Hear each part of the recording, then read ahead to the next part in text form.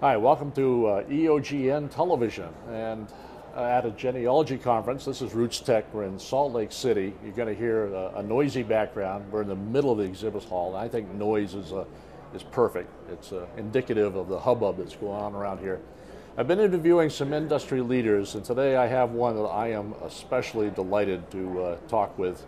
I've been following this man's work for some time. I'm a big fan, and when I got an opportunity to meet him in person, I ran over here.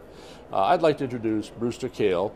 Brewster, I know you said you're a digital librarian. You are probably better known as the founder of the Internet Archive. Yes, a nonprofit library in San Francisco. A little nonprofit library in San Francisco. Let's expand on that little, just a bit. Okay, you're primarily a digital library. We're a digital library. We've been archiving the World Wide Web, taking a snapshot of every website every 2 months since 1996. It's freely available on archive.org. So that's popular. It gets about 500,000 users a day.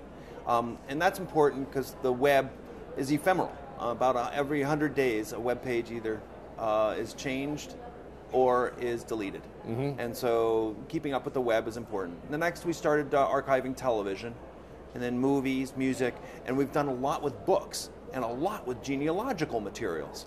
Right. So we're really gotten pretty good at basically either digitizing existing materials and making it available, getting contributions from people. So there's an upload button on archive.org that if people upload something, then we try to process it and keep it relevant so that it keeps the format going. If somebody uploads a movie, then those formats have been changing. If people upload a PDF, then we keep those up to date, and we try to preserve it forever. And one of the techniques is to make copies in other countries. Okay, now, as you just said all that, I just came up with the next 500 questions. Yes. So bear with me for a minute here. I'll try to go down them in sequence. Upload files. You're inviting anybody and everybody to upload information. Absolutely. I'm going to stick just with genealogy because that's what my passion. So I've got a genealogy book that was printed, I don't know, 7,500 years ago by somebody. These are very common, but it's on my family name. Yes. I'd love to have this available to everybody in the world. How do I do that?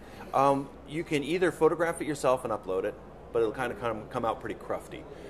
We operate 23 scanning centers in as many cities in 5 countries. So the Internet Archive scanning centers. So there's probably one fairly close. Right. So you could bring it down there and then photograph it there. Then there's the copyright issue. So if it's before 1923, then go nuts. Right. If it's between 1923 and 64, it's whether they re-registered the copyrights, and most people didn't, so you're probably okay. So it's before 1964, unless it's a really popular book, which most family histories aren't in the top sellers, it's probably public domain. But then we've gone beyond that and started to make even in-copyright materials available to the blind and dyslexic, because it turns out that there's an exemption that allows you to do that.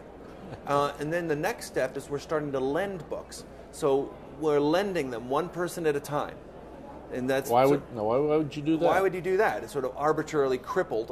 When in the digital world, everybody could see it. But if it's not public domain, or sort of, we're kind of worrying a little bit about the rights issues, we're lending it just like a library. Okay. So we're starting to buy ebooks, start to lend them, but absolutely. If you've just like my local library, they buy a book and then they can lend it out one at a time, obviously, or whatever number they purchased. And so if people have file boxes, we're starting to digitize just, kind of the canonical box O stuff that we all have in our basements that we get from our grandparents when they pass and things like that. And we're getting better at digitizing these materials as kind of like a service bureau, but in the public, we're just trying to cover costs.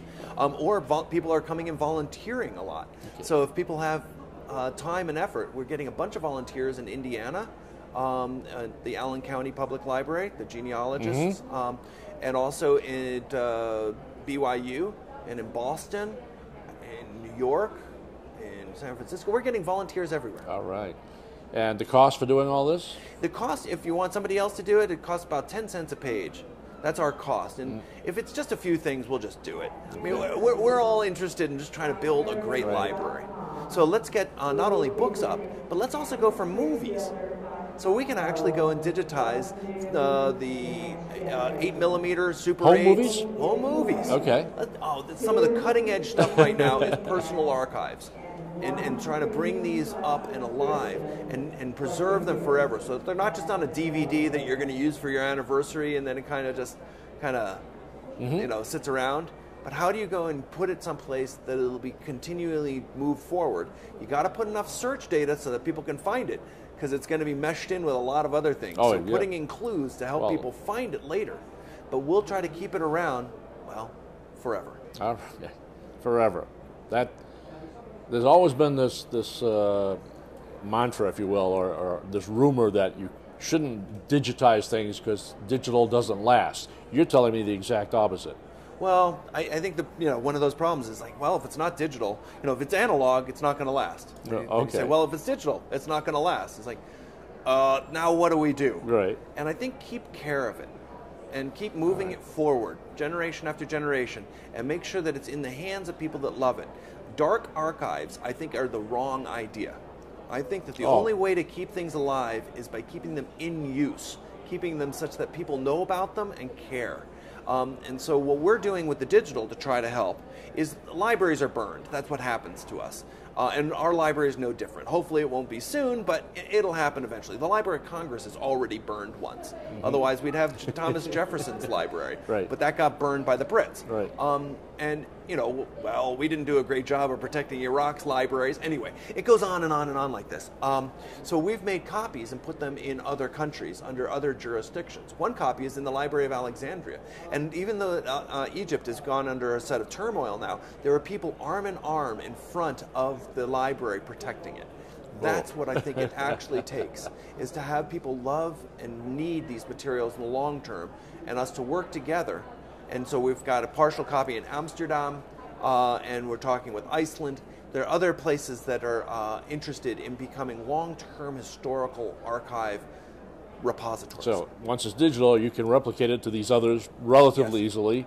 And even if one does burn or there's a revolution or whatever, it can still survive. We would have the other works at the Library of Alexandria, which did burn, and it wasn't just one burning. It was basically times shifted, and people weren't interested in universal ideas. They were interested in very few, very important ideas, and they washed away the rest. But if they had gone and made a copy in India and China, they didn't go through a dark age, and so it would have survived. Now, we talked about personal archives, but you're heavily involved, I know, in things like, I heard this morning, you've done the entire U.S. Census is available. Yes. Yeah. So we have a lot of the primary materials that we've gotten from some of these genealogical. So we digitized all of the original handwritten census pages, plus all of the ship records for going into New York. I don't know.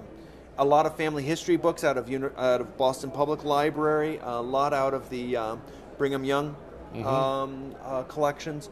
And so all of these are coming up. And if people have a particular interest, we're actually inside the Library of Congress. If they donate 10 cents a page, often we can get books from these libraries and get them digitized for them. So you digitize on demand, basically. We do somewhat. We try to do it in bulk because otherwise it gets too labor intensive for doing just one book at a time.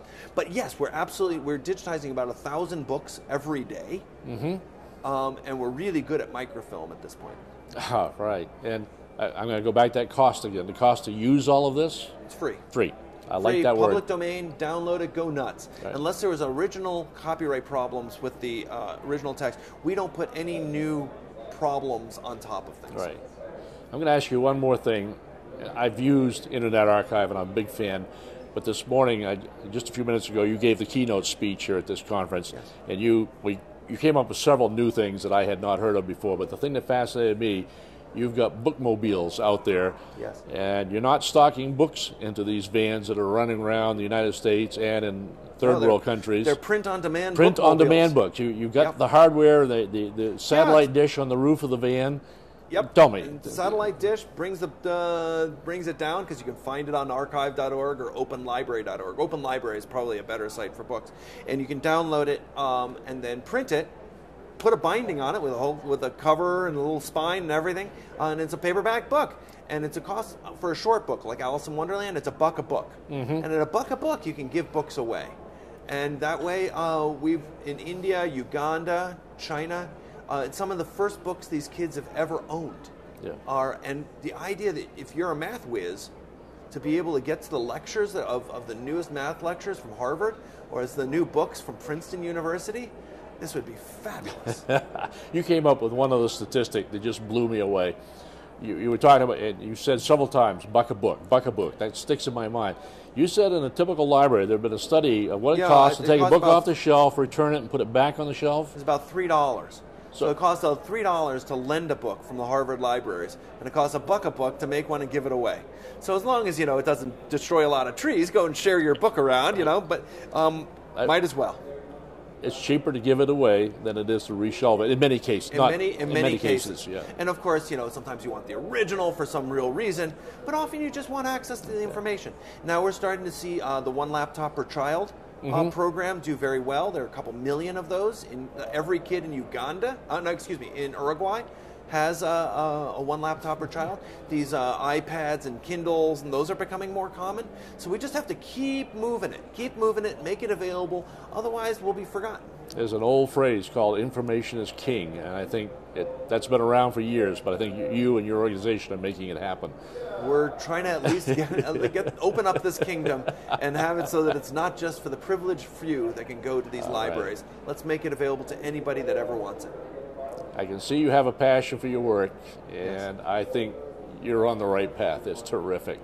Well, thank Let's you very make much. sure before we close, we make sure everybody knows the URLs to find this. Archive.org, singular, archive.org, and openlibrary.org. Open Library is about books. Archive.org is about all the books, music, video, all the microfilm, all the genealogy. If you go to archive.org and search on genealogy, you'll see some collections that hopefully will be useful, and hopefully your communities will help build it.